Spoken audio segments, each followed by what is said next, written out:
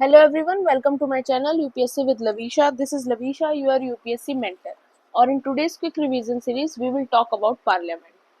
100% इस टॉपिक से आपके पेपर के अंदर क्वेश्चन आएगा ही आएगा. ऐसा कभी नहीं हुआ है कि यूपीएससी ने पार्लियामेंट टॉपिक से रिलेटेड कोई क्वेश्चन ना पूछा. तो इस बार भी डेफिनेटली आएगा, इसलिए इस टॉपिक को हमें बहुत अच्छी तरीके से कवर करना है. Let start. पार्लियामेंट क्या है? हमारे कंट्री का लेजिस्लेटिव ऑर्गन है. वी ऑल नो कि हमारी कंट्री की जो जितना सिस्टम है वो 3 ऑर्गन्स के अंदर डिवाइड है.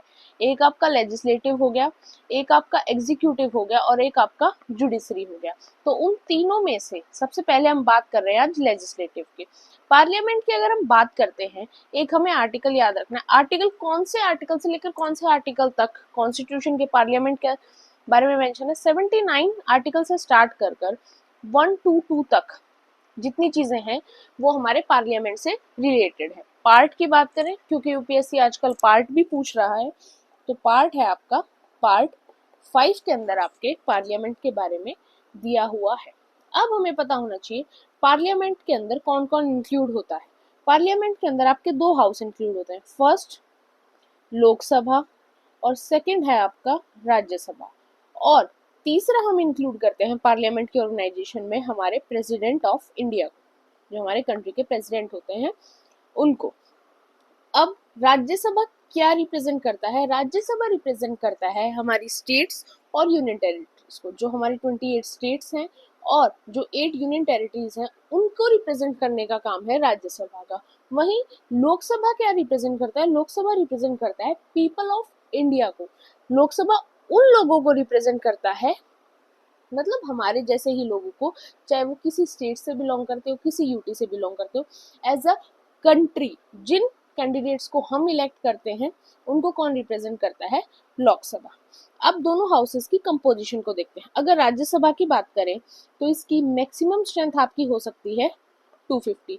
250 में से जो 238 रिप्रेजेंटेटिव्स होते हैं वो आपके बिलोंग करते हैं स्टेट से और यूनियन टेरिटरीज से, और बाकी के जो 12 बच गए उनको हमारे प्रेसिडेंट जो है नॉमिनेट करते हैं. और प्रेसिडेंट किस बेसिस पे नॉमिनेट करते हैं? अलग अलग फील्ड के जो एक्सपर्ट्स होते हैं उनको आपके प्रेसिडेंट नॉमिनेट करते हैं. जैसे आपके बॉलीवुड फील्ड से अमिताभ बच्चन हो गए, या फिर किसी साइंटिफिक फील्ड से, लिटरेचर फील्ड से शशि थरूर हो गए. ऐसे ही जितने इंपॉर्टेंट सभी फील्ड्स के क्या होते हैं, एक्सपर्ट्स होते हैं, उनको प्रेसिडेंट नॉमिनेट करते हैं. अब उसके अलावा हमें क्या पता होना चाहिए? जो हमारे कॉन्स्टिट्यूशन के अंदर 4th शेड्यूल है आपका, 4th शेड्यूल के अंदर किस चीज के बारे में लिखा हुआ है? Allocation of the seats in the Rajya Sabha. Rajya Sabha के अंदर कौन से यूटी को, कौन से स्टेट को कितनी सीट्स मिलेंगी, कैसी रिप्रेजेंटेशन होगी, वो सब कुछ आपके 4th शेड्यूल जो है कॉन्स्टिट्यूशन का उसके अंदर भी मेंशन है. अब जो इलेक्शंस होते हैं राज्यसभा के, वो डायरेक्ट नहीं होते. वो कैसे होते हैं? इनडायरेक्ट होते हैं. लोगों को हमने जिन कैंडिडेट्स को हमने इलेक्ट किया होता है उन्हीं के अंदर से क्या होते हैं, राज्यसभा के लिए मेंबर इनडायरेक्टली इलेक्ट हो जाते हैं. वो मेंबर्स नहीं जिनको हम लोकसभा के लिए इलेक्ट करते हैं, पीएम के इलेक्शन में नहीं. जो इलेक्शंस हमारे स्टेट असेंबलीज के होते हैं, जब आप सीएम इलेक्ट करते हो तो वो जो रिप्रेजेंटेटिव्स होते हैं वो सभी मिलकर डिसाइड करते हैं, और वही सभी मिलकर राज्यसभा के लिए इनडायरेक्टली मेंबर्स को इलेक्ट कर देते हैं. अब इलेक्शन का प्रोसीजर जो राज्यसभा का होता है उसके लिए कौन सा सिस्टम यूज किया जाता है? उसके लिए यूज किया जाता है proportional representation system. Proportional representation का भी कौन सा टाइप यूज किया जाता है? सिंगल ट्रांसफरेबल वोट वाला सिस्टम यूज किया जाता है. अब इसके अंदर इनडायरेक्टली इलेक्शंस होते हैं, तो आपकी 28 स्टेट्स हैं, 28 की 8 स्टेट से आपके मेंबर्स इलेक्ट होते हैं राज्यसभा के लिए. वहीं अगर यूटी की बात करें, सिर्फ आपकी 3 यूनियन टेरिटरीज ऐसी हैं जहां से राज्यसभा के अंदर मेंबर जाते हैं. वो 3 यूटी कौन सी हैं? जिन 3 यूनियन टेरिटरीज के अंदर इलेक्शंस होते हैं. एक आपका दिल्ली के अंदर इलेक्शंस होते हैं जो अभी रिसेंटली हुए थे, एक आपका पुडुचेरी के अंदर इलेक्शंस होते हैं, और एक आपका जम्मू एंड कश्मीर के अंदर इलेक्शन होते हैं. बाकी जो आपकी लक्षद्वीप है, अंडमान निकोबार है, लद्दाख है, जो ये चंडीगढ़ है, ये यूनियन टेरिटरीज है, इनमें इलेक्शंस नहीं होते और यहाँ से राज्यसभा के लिए मेंबर्स भी नहीं जाते. उसके अलावा हमें याद रखना है कि जो राज्यसभा की सीट्स होती है वो पॉपुलेशन के ऊपर बेस्ड है. जैसे हमारे जो उत्तर प्रदेश है उसकी पॉपुलेशन सबसे ज्यादा है, तो उत्तर प्रदेश से सबसे ज्यादा मेंबर राज्यसभा के अंदर इलेक्ट किए जाते हैं. वैसे जिस स्टेट की जो पॉपुलेशन है उसके अकॉर्डिंग रेशो वगैरह निकालकर उसके अकॉर्डिंग ही मेंबर्स को राज्यसभा के लिए इलेक्ट किया जाता है. अब बात करते हैं लोकसभा की स्ट्रेंथ की। लोकसभा की मैक्सिमम स्ट्रेंथ है आपकी 552 करंट में। वैसे अभी रिसेंट में कुछ टाइम बाद ये चेंज हो जाएगी, और नए पार्लियामेंट को बनाने का वन ऑफ द रीजन यही था कि पुराने पार्लियामेंट में ज्यादा सीटिंग कैपेसिटी नहीं थी, और अब पॉपुलेशन बहुत ज्यादा इंक्रीज हो चुकी है इंडिया की, तो अब दोबारा से सीट्स को चेंज किया जाएगा, तो कुछ टाइम बाद ये नंबरिंग चेंज भी हो सकती है, बट अभी के लिए यही है। इसके अंदर 552 के अंदर डिफरेंशिएशन क्या है, 530 आपके हो गए स्टेट से जो इलेक्ट होते हैं एज अ एमपी, और जिनको हम खुद इलेक्ट करते हैं प्राइम मिनिस्टर वाले इलेक्शंस में, और 20 आपके होते हैं यूटी। इसके अंदर भी याद रखना में 3 ही यूनियन टेरिटरीज इंक्लूड हैं, दिल्ली, पौंडुचेरी एंड जम्मू कश्मीर। अब जो 2 मेंबर्स हो गए, पहले क्या होता था, पहले ये 2 मेंबर्स को प्रेसिडेंट नॉमिनेट करते थे। जैसे राज्यसभा के अंदर प्रेसिडेंट 12 मेंबर्स को नॉमिनेट करते हैं, वैसे ही लोकसभा के अंदर 2 मेंबर्स को नॉमिनेट करते थे, बस क्राइटेरिया अलग था। वहां पर तो जो भी प्रोफेशनल्स होते हैं, एक्सपर्ट्स होते हैं अपने अपने फील्ड के, उनको नॉमिनेट किया जाता। यहाँ प्रेसिडेंट एंग्लो इंडियन कम्युनिटी के मेंबर्स को नॉमिनेट करते थे, बट इस प्रोविजन को अब हटा दिया गया। अब प्रेसिडेंट 2 मेंबर्स को लोकसभा के अंदर नॉमिनेट नहीं करते। कौन से अमेंडमेंट से इस चीज को हटाया गया, 104th अमेंडमेंट से इस चीज को हटाया गया कि अब प्रेसिडेंट नॉमिनेट नहीं करेंगे। आप कमेंट सेक्शन में बताओ अगर आपको याद है तो, कि 104th कॉन्स्टिट्यूशनल अमेंडमेंट से इसके अलावा और क्या चेंजमेंट हमारे कॉन्स्टिट्यूशन के अंदर आया।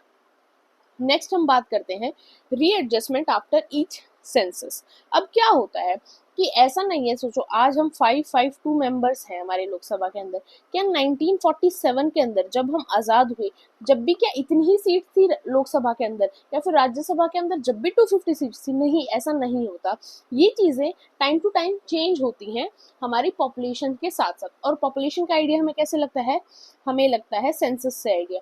और ये सीट्स की सारी चीज़ें डिसाइड कौन करता है, ये सारी चीज़ें डिसाइड होती हैं by delimitation commission. Last 2 to 3 year से डेलिमिटेशन कमीशन जो है वो काफ़ी ज़्यादा न्यूज़ में चल रहा है, बट फिर भी इसके आने के चांसेस इस एग्जाम में इसलिए कम है क्योंकि 2024 में ही यहाँ से क्वेश्चन आया था, बट फिर भी न्यूज़ में है, आपके पीटी में भी मेंशन है, आपके करंट अफेयर्स में मेंशन है, इसलिए हम स्किप नहीं करेंगे।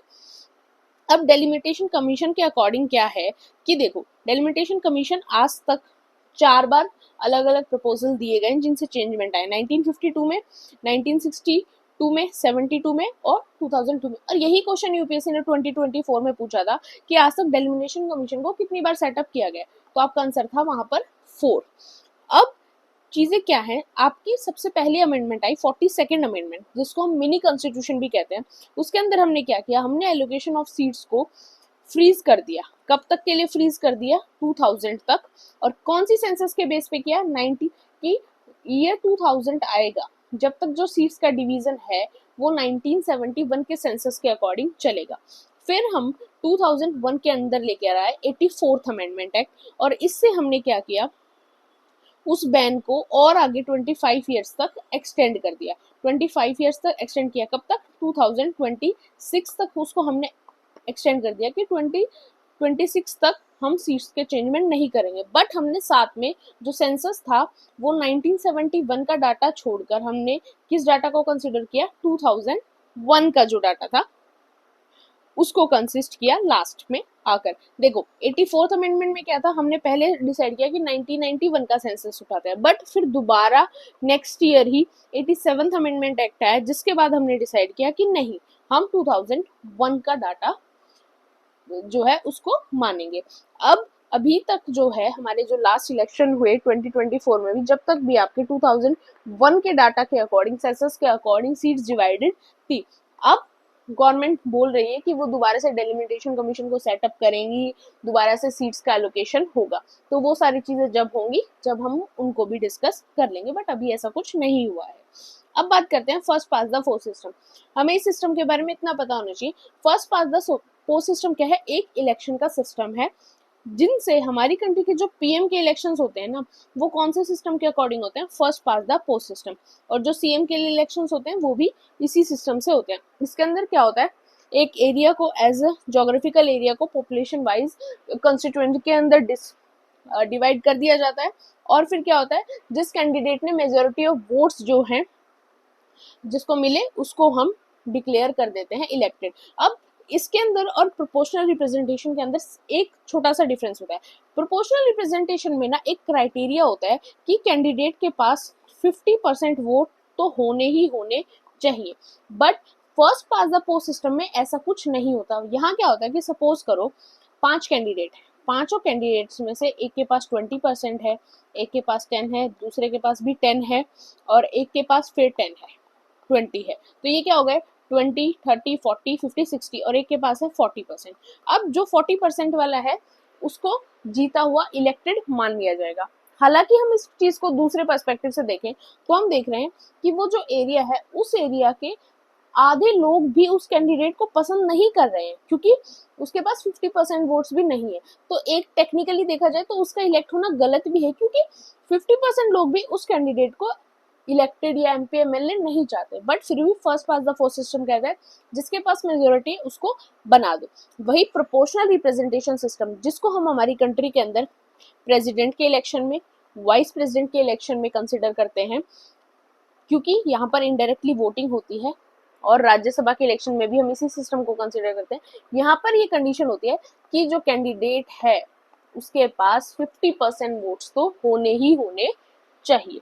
अब प्रोपोर्शनल रिप्रेजेंटेशन में दो सिस्टम होते हैं, एक सिंगल ट्रांसफरेबल वोट, एक होता है लिस्ट सिस्टम। लिस्ट सिस्टम को हम इंडिया में फॉलो नहीं करते, और जो सिंगल ट्रांसफरेबल वोट सिस्टम है उनसे हमारी कंट्री के अंदर ये 4 इलेक्शंस होते हैं, राज्यसभा के, स्टेट लेजिस्लेटिव काउंसिल के, प्रेसिडेंट के, वाइस प्रेसिडेंट के। जो स्टेट लेजिस्लेटिव काउंसिल है वो हमारी कंट्री में ज्यादा स्टेट्स के पास नहीं है, सिर्फ हमारी कंट्री में 6 स्टेट ऐसे हैं जहां पर स्टेट लेजिस्लेटिव काउंसिल है।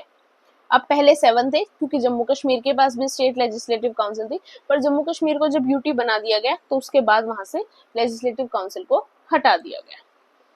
अब बात करते हैं ड्यूरेशन और क्वालिफिकेशन की। बात करें, जो राज्यसभा है वो क्या होता है, एक परमानेंट चैम्बर है और ये कंप्लीटली कभी खत्म नहीं होता। क्या होता है कि हर सेकेंड ईयर के अंदर, हर 2 साल के अंदर इसके जो 1/3 मेंबर्स होते हैं ना उनको रिटायर कर दिया जाता है, और रिटायर मेंबर दोबारा से री इलेक्ट राज्यसभा के अंदर हो सकते हैं। जो ड्यूरेशन है राज्यसभा का या फिर लोकसभा का, इनकी क्वालिफिकेशन है, इन सारी चीजों की डिटेल कॉन्स्टिट्यूशन के अंदर नहीं लिखी हुई। ये सारी डिटेल्स कहाँ पर आपको मिलेंगी, अगर ये भी क्वेश्चन में हमसे पूछा जाए तो जो आपका representative of the people act है 1951 का, उसके अंदर आपको ये सारी चीजें मिलेंगी। और हर कैंडिडेट का राज्यसभा के अंदर टेन्योर कितने साल का होता है, 6 ईयर्स का होता है। तो जो हर दूसरे साल में जो 1/3 मेंबर्स वही हटाए जाते हैं राज्यसभा से जिनके 6 साल पूरे हो चुके, अब वो दोबारा री इलेक्ट हो सकते हैं अगर उनको दोबारा री इलेक्ट किया जाए तो। अब ड्यूरेशन में अगर हम लोकसभा की बात करें तो ये कंटिन्यूइंग चैम्बर होता है, हर 5 साल में आपके इलेक्शंस होते हैं, तो मेनली जो इनका टेन्योर होता है वो 5 साल का होता है, जो नॉर्मल टर्म होती है इनकी।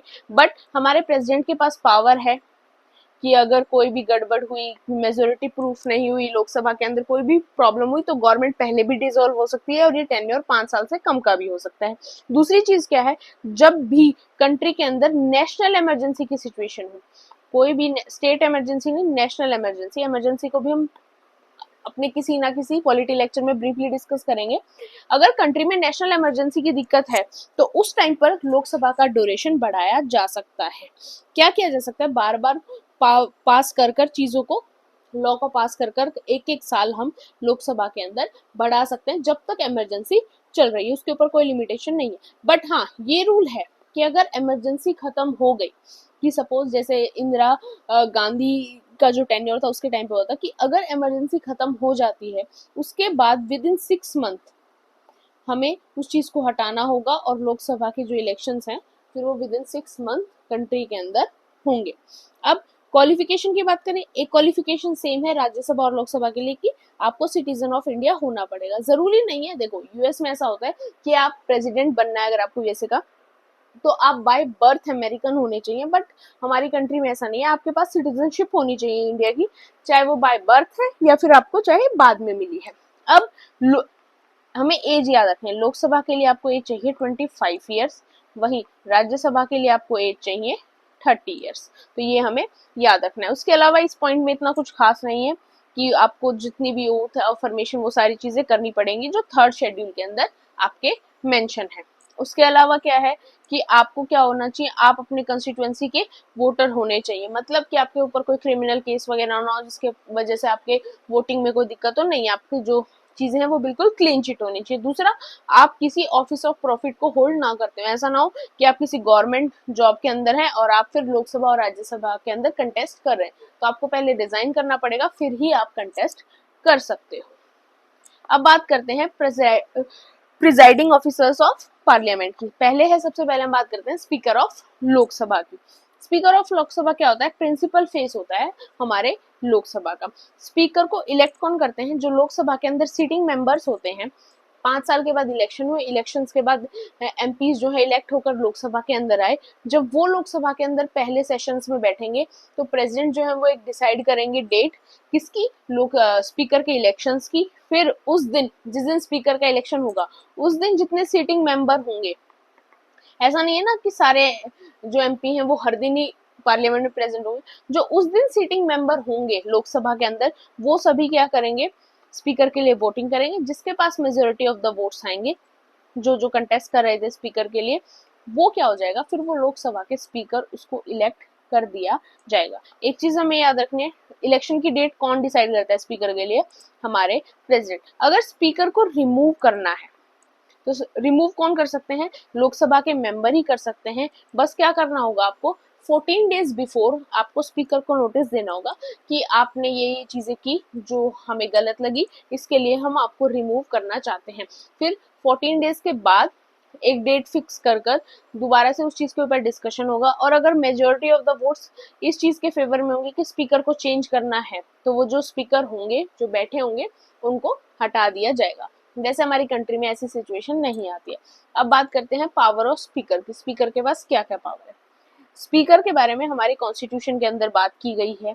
Rules of procedure and conduct of the business of Lok Sabha and convention act के अंदर भी स्पीकर के बारे में मेंशन है। स्पीकर क्या होता है, फाइनल इंटरप्रेटर होता है कॉन्स्टिट्यूशन का with in the house, Lok Sabha के अंदर, और साथ में रूल्स ऑफ प्रोसीजर के बारे में भी लोकसभा के अंदर बात करने की जिम्मेदारी किसकी है, स्पीकर की है। उसके अलावा क्या है कि स्पीकर अपनी वोटिंग लोकसभा के अंदर कब लेता है, कोई भी एक्ट है, किसी भी बिल के बारे में बात चल रही है पार्लियामेंट के अंदर, वोटिंग का काम चल रहा है, वोटिंग दे दी, अब उस एक्ट के फेवर में भी 50 वोट है, दूसरी साइड भी 50 वोट है, सिचुएशन क्या आ गई, एक टाई की सिचुएशन आ गई कि दोनों में से आप पास करें या ना पास करें। उस केस में क्या होता है, स्पीकर का वोट मैटर करता है। अब स्पीकर का वोट बिल के फेवर में होगा पास के, तो बिल पास, और अगर फेवर में नहीं होगा तो बिल पास नहीं होगा, क्योंकि टाई की सिचुएशन है। अब जिस साइड स्पीकर का वोट जाएगा उस साइड क्या हो जाएगी, मेजोरिटी हो जाएगी।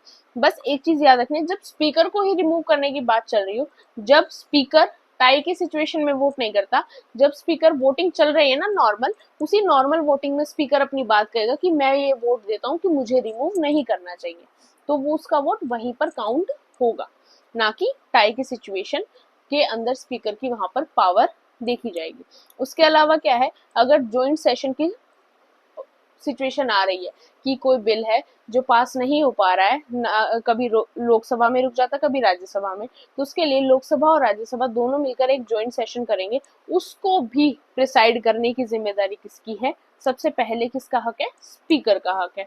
उसके अलावा 10th शेड्यूल जो आपका है, 10th शेड्यूल के अंदर क्या है, आपके एंटी डिफेक्शन लॉ के बारे में दे रखा है, एंटी डिफेक्शन लॉ के बारे में देखा, और एंटी डिफेक्शन लॉ से रिलेटेड जो डिसीजन है वो भी कौन लेते हैं, स्पीकर ही लेते हैं। ओवरऑल फंक्शनिंग जो है लोकसभा की, उसके बारे में स्पीकर देखते हैं, और एक लोकसभा के अंदर एक इम्पार्शियलिटी की जो सिचुएशन है उसको स्पीकर ही क्रिएट करता है। स्पीकर की जो सैलरी है वो कहाँ से आती है, कंसोलिडेटेड फंड ऑफ इंडिया से आती है। स्पीकर का जो ऑफिस है वो क्या है, कॉन्स्टिट्यूशनल ऑफिस है, जिसको कॉन्स्टिट्यूशन से, रूल ऑफ प्रोसीजर से पावर मिलती है। उसके अलावा क्या है, अब स्पीकर की ये पावर होती है कि वो डिप्टी स्पीकर के लिए इलेक्शन की डेट को फिक्स करें और डिप्टी स्पीकर के जो इलेक्शंस हैं उनको हेल्ड करवाएं। और साथ में एक और क्या चीज है, the deputy speaker and the speaker do not take oath separately and they take oath as a member of parliament. अब देखो नॉर्मली क्या होता है, अगर आप एमपी बनते हो, आप एमएलए बनते हो, आप पीएम बनते हो, आप कैबिनेट मिनिस्टर बनते हो, तो आप ओथ लेते हो, शपथ लेते हो, लेकिन आप स्पीकर बन रहे हो तो आपको दोबारा से ओथ लेने की जरूरत नहीं है। वो आपने, जब आप एक स्पीकर बनने से पहले आप एमपी बने, जब आप इलेक्ट होकर आए, जब आपने जो शपथ ली होगी वो ही आपकी मानी जाएगी, आपको दोबारा से वो चीजें आपसे नहीं कराई जाती। और जो डिप्टी स्पीकर होता है उसकी भी जो सैलरी होती है वो कहाँ से होती है, कंसोलिडेटेड फंड ऑफ इंडिया से ही चार्ज होती है। अगर स्पीकर रिजाइन करना चाहता है तो स्पीकर अपना जो रिजाइन है वो डिप्टी स्पीकर को सबमिट करेगा, अगर वो रिजाइन करना चाहता है। और स्पीकर अगर बाई चांस 1-2 दिन 4-5 दिन के लिए लोकसभा के सेशन के अंदर अवेलेबल नहीं है तो जो स्पीकर की ड्यूटी है उसको कौन फुलफिल करेगा, डिप्टी स्पीकर फुलफिल करेगा। अब एक टर्म होती है द पैनल ऑफ चेयरपर्सन्स। अब पैनल ऑफ चेयरपर्सन्स क्या होते हैं कि जो पैनल ऑफ चेयरपर्सन है उनको कौन नॉमिनेट करते हैं, स्पीकर नॉमिनेट करते हैं। 10 मेंबर से ज्यादा पैनल ऑफ चेयरपर्सन्स नहीं हो सकते। अब पैनल ऑफ चेयरपर्सन का काम कब आता है कि मान लो स्पीकर भी और डिप्टी स्पीकर भी दोनों के दोनों ही पार्लियामेंट सेशन के अंदर अवेलेबल नहीं, मतलब वैसे तो वो पावर में है बट कोई किसी काम की वजह से वो 2-3 दिन के लिए अवेलेबल नहीं है या फिर कुछ और टाइम के लिए अवेलेबल नहीं है, कुछ घंटे के लिए अवेलेबल नहीं है, ऐसी कोई भी सिचुएशन होगी, उस सिचुएशन में जो स्पीकर और डिप्टी स्पीकर का काम था उसको कौन हैंडल करेगा, पैनल ऑफ चेयरपर्सन। बट हाँ, साथ में हमें एक चीज और भी याद रखनी है कि अगर सीट वैकेंट ही है कि फिलहाल लोकसभा और राज्यसभा के पास नहीं सॉरी लोकसभा के पास ना ही कोई स्पीकर है ना ही कोई डिप्टी स्पीकर है, फिलहाल है ही नहीं, रिजाइन की वजह से नहीं है, फिर रिमूव कर दिए गए है ही, तो उस केस में पैनल ऑफ चेयरपर्सन काम नहीं कर सकता। क्यों नहीं कर सकता, क्योंकि पैनल ऑफ चेयरपर्सन को नॉमिनेट करने वाला कौन इंसान था, स्पीकर था। तो फिलहाल उस स्पीकर के पास ही पावर नहीं रही, वो स्पीकर की सीट ही वैकेंट है, तो फिर वो चीज अपने आप डिसॉल्व हो जाती है। तो वो सिर्फ जब काम कर सकते हैं जब कुछ दिनों के लिए जो फिलहाल के टाइम पे स्पीकर या डिप्टी स्पीकर हैं वो अपने वर्किंग के अंदर नहीं है ड्यू टू सम रीजन, वो चाहे हेल्थ रीजन हो, चाहे पर्सनल रीजन हो, चाहे प्रोफेशनल ही रीजन क्यों ना हो। अब एक टर्म आती है स्पीकर प्रोटम। स्पीकर प्रोटम क्या होती है, अब देखो 5 साल बाद लोकसभा के इलेक्शन हुए, नए एमपी इलेक्ट होकर आए, तो अब वो इलेक्ट होने के बाद पहली फर्स्ट मीटिंग उनकी लोकसभा के अंदर होगी। अब फर्स्ट मीटिंग के अंदर क्या है, फर्स्ट मीटिंग के अंदर तो आपको कोई स्पीकर नहीं मिलेगा क्योंकि अभी तक स्पीकर के इलेक्शंस हुए नहीं होंगे, उसकी डेट तो प्रेसिडेंट फिक्स करेंगे। तो जो फर्स्ट मीटिंग होती है न्यूली इलेक्टेड लोकसभा की, उसके अंदर जो क्या होता है, उसके अंदर जो मेन ड्यूटी होती है जिसके अंदर एमपीज जो है वो ओथ लेते हैं, शपथ वगैरह लेते हैं, सारी चीजें भारत के संविधान के बारे में सारी चीजें बोलते हैं, वो सारी चीजों को हैंडल करने का काम किसका है, स्पीकर प्रोटम। तो वहां पर जो मेंबर है जो उन सभी का ओथ सेशन वगैरह करवाता है फर्स्ट मीटिंग के अंदर, उनको प्रिसाइड करते हैं, उनको हम कहते हैं स्पीकर प्रोटम। अब बात करते हैं चेयरमैन ऑफ राज्यसभा। राज्यसभा के चेयरमैन कौन होते हैं, जो हमारे वाइस प्रेसिडेंट होते हैं वही राज्यसभा के चेयरमैन भी होते हैं। अब जब ज्वाइंट सीटिंग का काम होता है, जब ये कभी प्रिसाइड नहीं करते, अगर वहां पर स्पीकर अवेलेबल है तो स्पीकर अवेलेबल है, डिप्टी स्पीकर अवेलेबल है, तो प्रिसाइड करने की पावर ज्वाइंट सीटिंग के टाइम पर इनकी नहीं है। इनकी पावर कब है प्रिसाइड करने की, अगर स्पीकर और डिप्टी स्पीकर दोनों अवेलेबल नहीं है ज्वाइंट सीटिंग के टाइम पर, तो ये प्रिसाइड करेंगे। सैलरी अलाउंसेस इनको भी कंसोलिडेटेड फंड ऑफ इंडिया से ही मिलते हैं। अब जो ये है, ये इनका भी सेम स्पीकर वाला सिचुएशन है कि अगर टाई की सिचुएशन होगी तभी इनको वोट करना होता है। तो जैसे स्पीकर लोकसभा में होते हैं वैसे ही राज्यसभा के अंदर आपका चेयरमैन का रोल होता है। बस एक चीज का डिफरेंस ये है कि जो स्पीकर है, जब मनी बिल की बात आती है, जितनी भी मनी बिल है जो हमारे इनकम टैक्स से रिलेटेड होती है, बाकी चीजें होती हैं, मनी बिल की बात आती है, जब स्पीकर ये डिसाइड करता है बिल को देखकर कि ये बिल मनी बिल है या फिर ये मनी बिल के अंदर काउंट नहीं होगा, ये पावर वाइस प्रेसिडेंट के पास, चेयरमैन ऑफ राज्यसभा के पास नहीं होती। जैसे डिप्टी स्पीकर होता है वैसे डिप्टी चेयरमैन ऑफ राज्यसभा भी होता है, सेम वही डिप्टी स्पीकर वाली पावर यहाँ होती है। ये यहाँ पर क्रोनोलॉजी है ज्वाइंट सिटिंग की।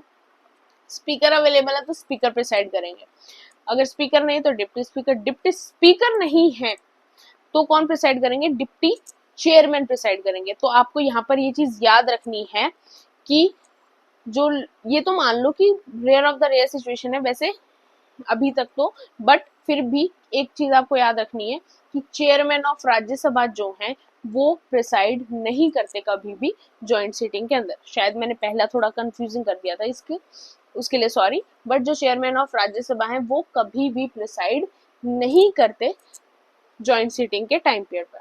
अगर आपके डिप्टी स्पीकर भी नहीं है तो भी डिप्टी चेयरमैन के पास वो पावर आएगी कि ज्वाइंट सीटिंग है उसके अंदर प्रिसाइड किया जाए जो आपके चेयरमैन ऑफ राज्यसभा हैं वो प्रेसाइड कभी भी जॉइंट सिटिंग को नहीं करते। जॉइंट सिटिंग जो है आज तक इंडिया के अंदर 3 ही बार हुई है। एक आपका टेररिज्म से रिलेटेड बिल था, एक आपका डोगरी एक्ट का बिल था, और अभी तो काफी सालों से कोई भी जॉइंट सिटिंग पार्लियामेंट के अंदर नहीं हुई। अब बात करते हैं लीडर ऑफ द अपोजिशन की। Leader of the opposition last जो 10 साल मोदी गवर्नमेंट का टेन्योर रहा उसके अंदर कोई भी लीडर ऑफ द अपोजिशन नहीं था। क्यों नहीं था? क्योंकि देखो लीडर ऑफ द अपोजिशन क्या होता है, इनको भी कैबिनेट मिनिस्टर जितना स्टेटस मिलता है, ये प्रिंसिपल फोर्स होते हैं किसके? अपोजिशन पार्टी के। अब लीडर ऑफ द अपोजिशन कौन बनता है? जो सिंगल लार्जेस्ट पार्टी होती है अपोजिशन के अंदर, जिसने at least 1/10 of the seats Lok Sabha के अंदर उसको मिली हो, उसी पार्टी से क्या होता है, लीडर ऑफ द अपोजिशन बनता है। अब जो लास्ट मोदी गवर्नमेंट का 2014 से लेकर 2024 तक का जो टेन्योर रहा, उसके अंदर कोई भी ऐसी एक सिंगल अपोजिशन पार्टी नहीं थी जिसको 1/10 मिले हो। अब बीजेपी के अलावा हम किसको स्ट्रॉन्गेस्ट पार्टी मानते हैं? कांग्रेस को मानते हैं।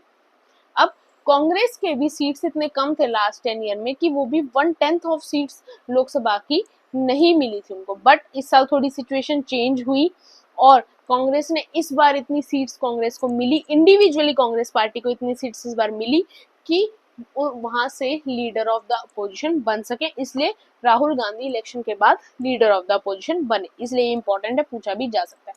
अब नेक्स्ट है विप। विप क्या होता है? विप एक पर्सन होता है जो किसको कौन अपॉइंट करता है? इंडिविजुअली पॉलिटिकल पार्टीज करती हैं। जैसे कि मान लो बीजेपी है, कांग्रेस है, सभी लोकसभा में सभी पार्टीज के मेंबर हैं।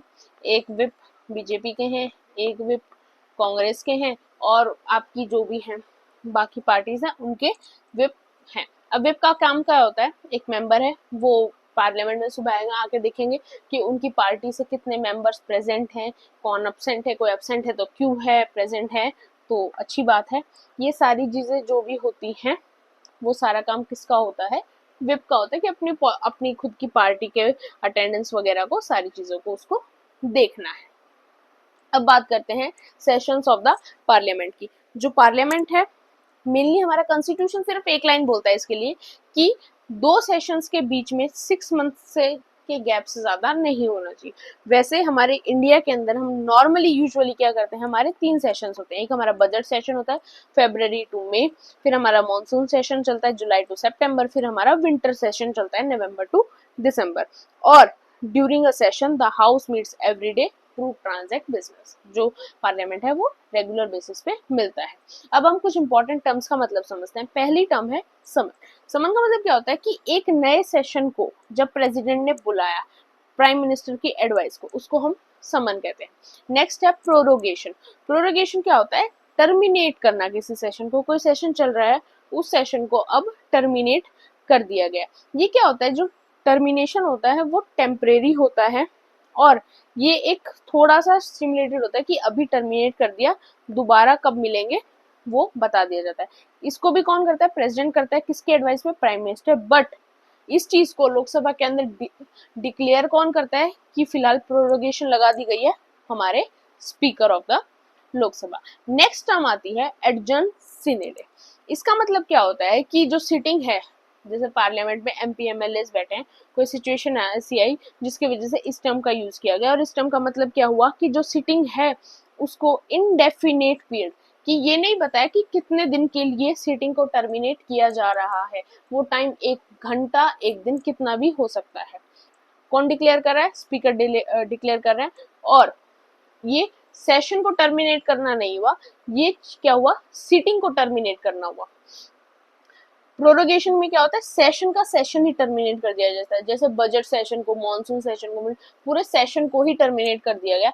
बट यहाँ क्या होता है कि एक बार टर्मिनेशन लगा दिया जाता है इंडेफिनिट पीरियड के लिए। हो सकता है वो आपको 2 दिन के बाद ही बुला लिया जाए पार्लियामेंट के अंदर वापस। और खाली एडजमेंट क्या होता है कि आपको पहले से ही बताया जाता है कि इतने टाइम के लिए टर्मिनेशन लगाया जा रहा है, कि वो आपको पहले से ही बताएंगे कि 2 दिन का टर्मिनेशन है जो स्पीकर है, और उसके बाद आपको वापस से पार्लियामेंट में आना है।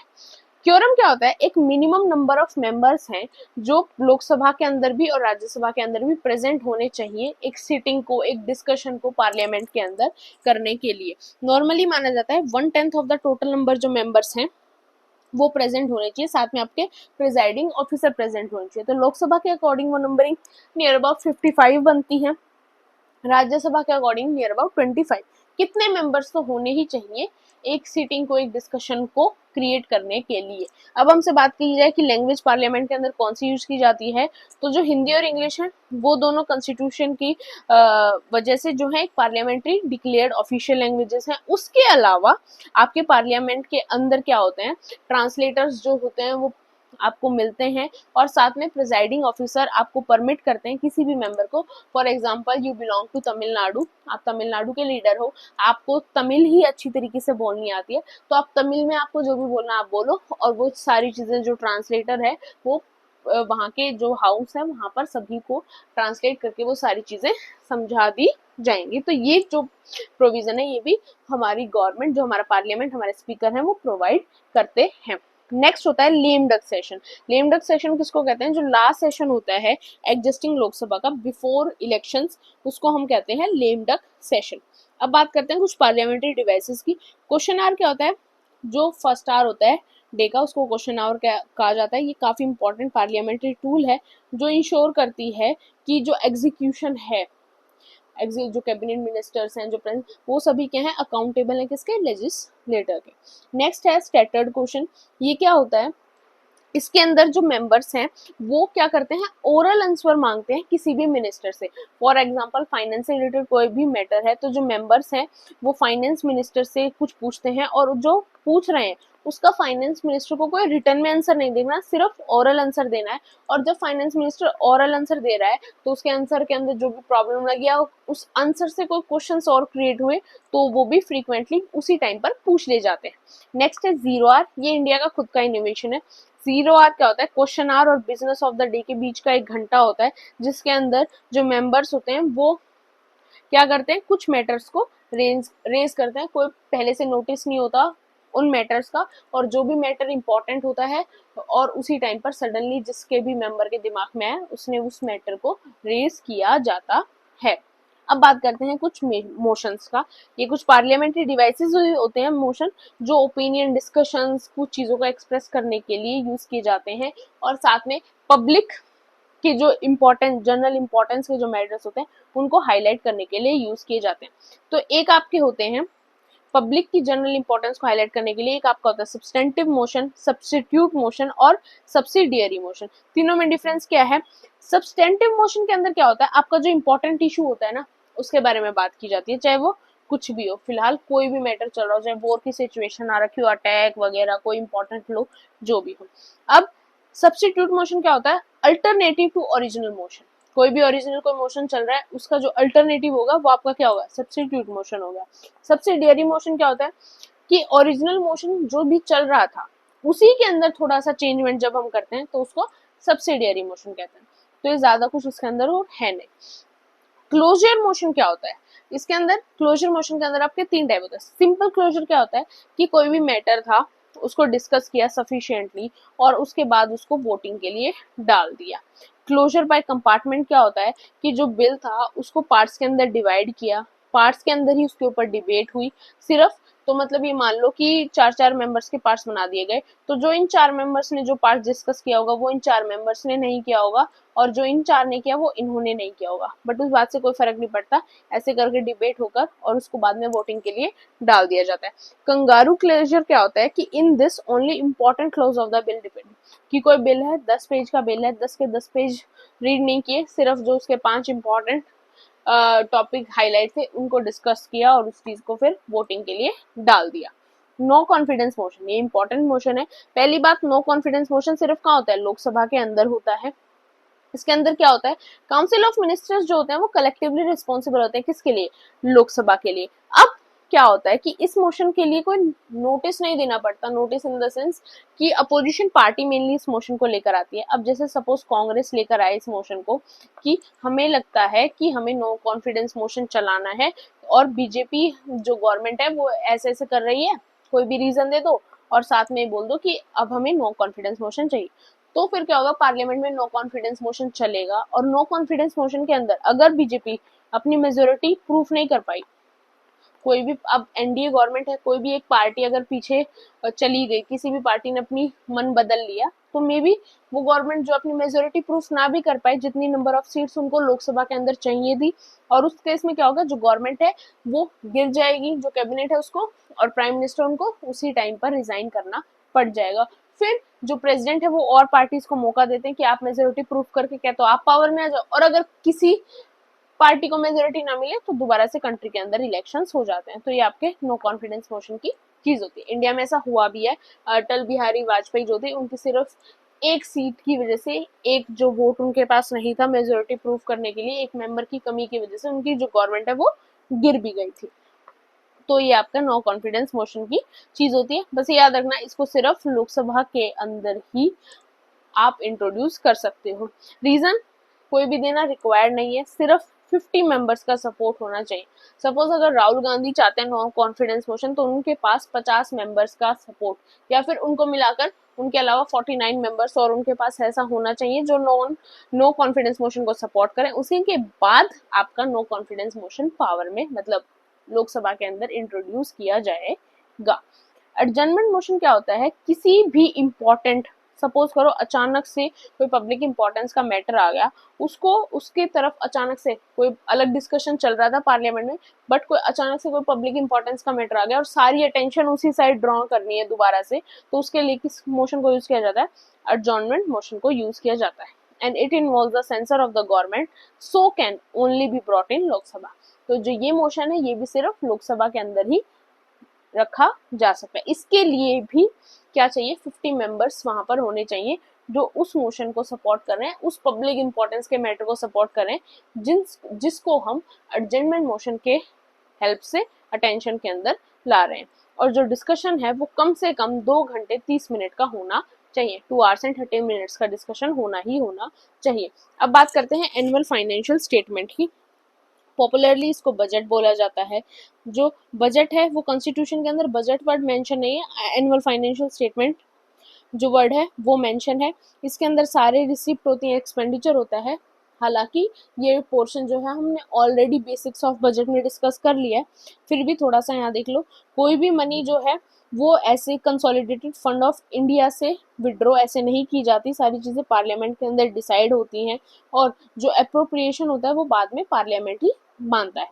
और जो डिमांड फॉर ग्रांट है कि किसी भी मिनिस्टर ने, किसी भी मिनिस्ट्री ने ज़्यादा डिमांड की किसी भी ग्रांट की किसी भी वजह से, वो सारी चीज़ें के लिए हमें पहले प्रेसिडेंट की प्रियर रिकमेंडेशन चाहिए।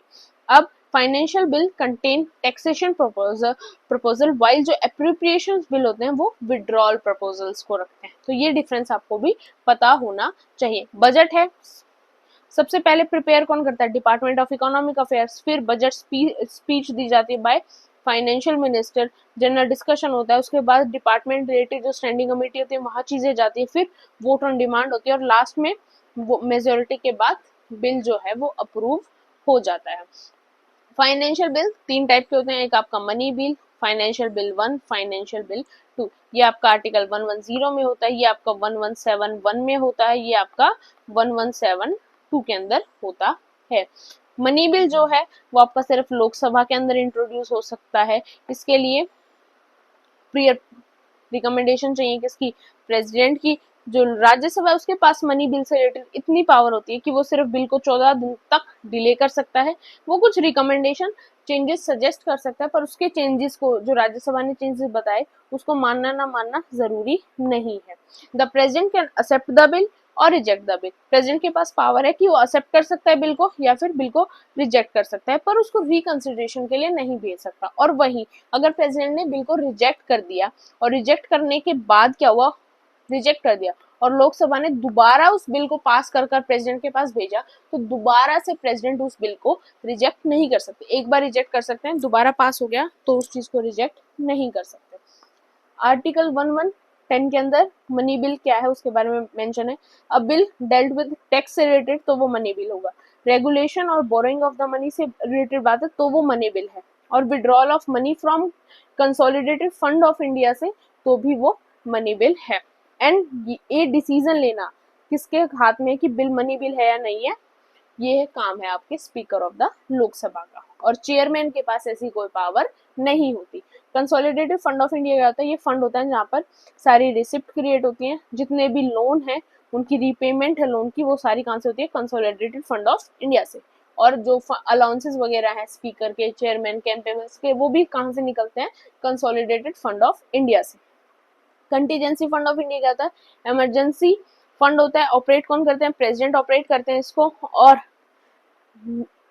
बिहाफ ऑफ प्रेसिडेंट हो गया, मतलब मेन चीज, मतलब नाम प्रेसिडेंट का हो गया।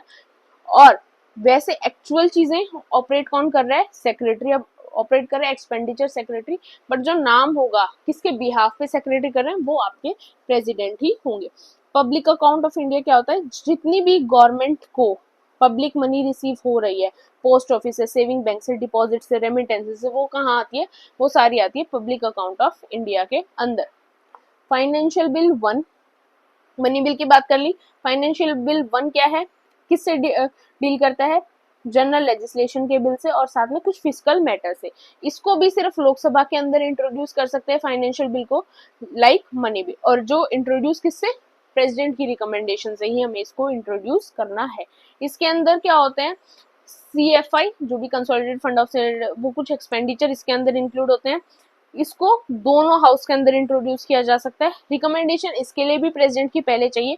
सिर्फ डिफरेंस ये है, मनी बिल और फाइनेंशियल बिल 1 सेम चीजें हैं सारी। फाइनेंशियल बिल 2 सिर्फ एक चीज में अलग है कि इसको दोनों हाउस के अंदर इंट्रोड्यूस किया जा सकता है, और किसी फाइनेंशियल बिल या मनी बिल को सिर्फ लोकसभा के अंदर इंट्रोड्यूस किया जाता है।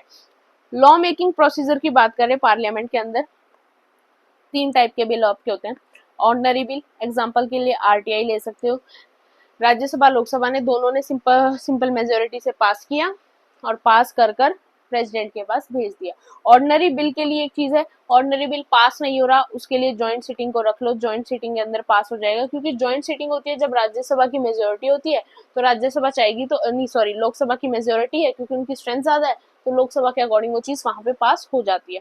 कॉन्स्टिट्यूशनल अमेंडमेंट एक्ट होता है एक टाइप ऑफ बिल, उसके अंदर क्या एग्जांपल आप GST ले लो, या फिर करंट में अभी जो वुमेन की रिजर्वेशन आ रही है लोकसभा के अंदर 33%, वो ले लो।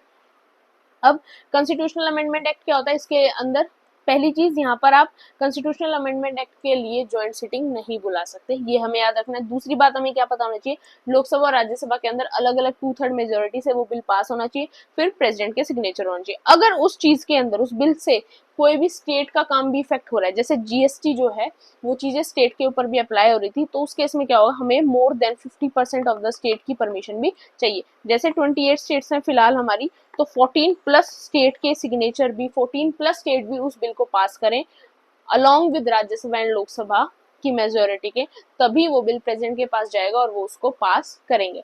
कॉन्स्टिट्यूशनल अमेंडमेंट बिल के अंदर प्रेसिडेंट के पास ये पावर नहीं होती कि वो उस बिल को रिजेक्ट कर दें या उसके अंदर कोई रिकमेंडेशन दे या फिर ज्यादा उसके अंदर इंटरफेयर करे। मनी बिल और फाइनेंशियल बिल कैसे पास होना है वो हमने डिसाइड कर लिया। इनके लिए मेन पावर कहाँ पे होती है? यहाँ पर भी मेन पावर लोकसभा के पास होती है, यहाँ पर मेन पावर सभी के पास होती है, लोकसभा के पास भी, राज्यसभा के पास भी, सबका बराबर का काम होता है। ऑर्डिनरी बिल में भी लोकसभा और राज्यसभा दोनों को काम है, पर ज्वाइंट सीटिंग हो गई तो वहां पर चीज लोकसभा की तरफ चली जाएगी। स्टेजेस कैसे हैं बिल की? पहली स्टेज है फर्स्ट रीडिंग, जिसको हम इंट्रोडक्शन स्टेज बोलते हैं। इसके अंदर बिल को हाउस के सामने रखा जाता है, उसके ज्यादा कुछ नहीं होता बिल के अंदर। सेकंड स्टेज कंसिडरेशन स्टेज होती है, इसके अंदर पूरे बिल को गो थ्रू किया जाता है अच्छी तरीके से, कंप्रिहेंसिवली उसके बारे में डिस्कशन होता है क्लोज बाय क्लोज, और बिल जो है वो अपनी फाइनेंशियल शेप को ले लेता है, कोई डिस्कशन हो, कोई चेंजमेंट हो, सब कुछ यहाँ पर हो जाता है। थर्ड स्टेज के अंदर कुछ नहीं होता, सिर्फ वोटिंग वाली चीज बचती है, और वोटिंग के बाद अब लोकसभा में प्रोसीजर हुआ फर्स्ट सेकंड थर्ड रीडिंग, फिर राज्यसभा में जाकर वहां फर्स्ट सेकंड थर्ड रीडिंग हुई और दोनों जगह से पास वगैरह हो गया, तो प्रेसिडेंट के पास चला गया फाइनल पासिंग के लिए, वो चीज वहां पर चली गई। अब मेन चीज सब कुछ पार्लियामेंट में डिस्कस कर लिया, फिर भी कुछ क्वेश्चंस ऐसे होते हैं जो हम सॉल्व नहीं कर पाते, उसके लिए भी आपको टेंशन नहीं लेनी है, बुक्स को ज्यादा उठाने की जरूरत नहीं है। इस टॉपिक के बाद कुछ और टॉपिक्स पॉलिटी के हो जाते हैं, विद इन 1 वीक हम कंप्लीट इस चीज को कर लेंगे। उसके बाद हम 10 ईयर डिस्कस करेंगे पॉलिटी का, उसके अंदर से जो थोड़े बहुत डाउट आपके बचे होंगे, जो थोड़े बहुत पार्लियामेंट के क्वेश्चन में आपको प्रॉब्लम आ सकती है, वो वहां से 101% क्लियर हो जाएगी for polity subject specially. I guarantee you, अगर आपने मेरी पॉलिटी की क्लासेस ली, साथ में जो मैं 10 ईयर की वीडियो बनाऊंगी वो, और साथ में जो हम PT 365 पॉलिटी की डिस्कस करेंगे वो। ये तीनों करने के बाद ऐसा एक सिंगल क्वेश्चन आपको यूपीएससी के अंदर नहीं मिलेगा जो आप सॉल्व ना कर पाओ। I guarantee you that. कोई भी प्रॉब्लम हो, कोई भी डाउट हो, do mention in the comment section and don't forget to subscribe my channel, like and share my video. Thank you.